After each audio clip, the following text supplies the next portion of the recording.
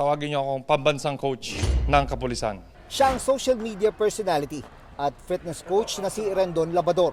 Base sa kasunduan ni Labador at ng Police Community Affairs and Development Group, tutulong siya sa fitness program ng nasabing police unit. Ginagawa ko po ito ng libre. Libre.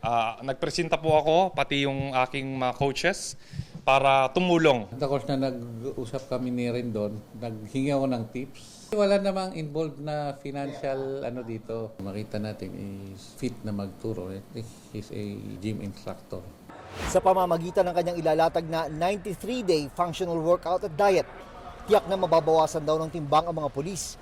Bilang pagsunod sa direktiba ni PNP Chief Nicolas Torre III, ginagawa niya raw ito dahil malapit sa kanya ang PNP bilang anak ng isang retiradong general. Bilang social media personality, dati nang nasangkot sa ilang issue si Labador. Kabilang dyan ang pagkakadeklara niya at iba pang kasamahan bilang persona non grata sa probinsya ng Palawan matapos sa kanyang mga post laban sa mga taga-Coron, Palawan matapos silang makasagutan ng ilang tauhan ng munisipyo roon. Humingi sila ng paumanhin ukol dito kinalaunan. Noong 2023 naman, nabati ko si Labador matapos i-livestream ang isang raid ng PNP Anti-Cybercrime Group sa Makati. Naniniwala naman ang Police Community Affairs and Development Group na hindi makakaapekto sa kanila ang imahe sa social media ni Labador. As far as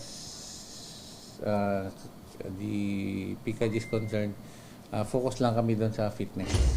Ang tanong ko sa lahat ng mga bashers natin at haters, handa na ba kayong makakita ng fit na pulis?